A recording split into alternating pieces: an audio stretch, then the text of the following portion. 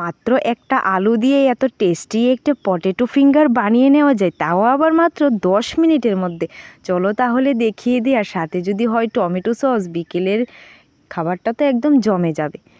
এখানে আমি নিয়েছি মাত্র একটা আলুটাকে সেদ্ধ করে নিয়েছি। এখন এটাকে একটা গ্রেটারের সাহায্যে ভালো করে গ্রেট করে নেব। তো এখানে আমার গ্রেট হয়ে গেল। এখন তাতে আমি কিছু মশলা অ্যাড করছি।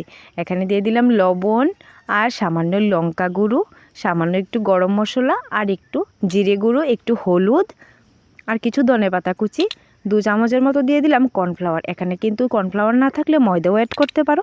এখন সবগুলিকে ভালো করে মিশিয়ে নেব। তো ভালো করে মেখে আমি ডোটা রেডি করে নিচ্ছি। তো এরকম করে ডোটা রেডি হয়ে গেলে এখন অল্প একটু তেল আমি ভালো করে বেলনিতে মাখিয়ে নিয়েছি। এখন অল্প অল্প করে ডো নিয়ে আমি ফিঙ্গারের মতো শেপ করে বানিয়ে নিচ্ছি সবগুলি। তো এরকম করে আমি সবগুলি বানিয়ে নেব। তো এখানে আমার সবগুলি বানিয়ে নেওয়া হয়ে গিয়েছে। এখন গরম তেলের মধ্যে ফ্রাই করে নেব। এদিকে তেলটাও গরম করে নিচ্ছি। তেলটা যখন ভালো করে গরম হয়ে যাবে তখন আমি একটা একটা করে ফিঙ্গার দিয়ে দিচ্ছি তেলের মধ্যে। তখন কিন্তু চুলার আঁচটা মিডিয়ামে রাখতে হবে, না হলে তো উপর থেকে পুড়ে যাবে। তো এরকম করে আমি ডিপ ফ্রাই করে নামিয়ে নেব।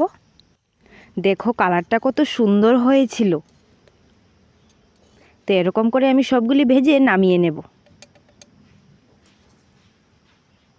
আর খুব সহজভাবেই কিন্তু আলু দিয়ে এই রেসিপিটা বানিয়ে নেওয়া যায়। আজকে একবার ট্রাই করে দেখবে কিন্তু। তো এখানে আমি একটু ডেকোরেট করে নিয়েছি আর টমেটো সসের সাথে সার্ভ করে দিলাম। আর দেখো কতটা সুন্দর লাগছে, আর খেতেও কিন্তু বেশ ভালো হয়েছিল।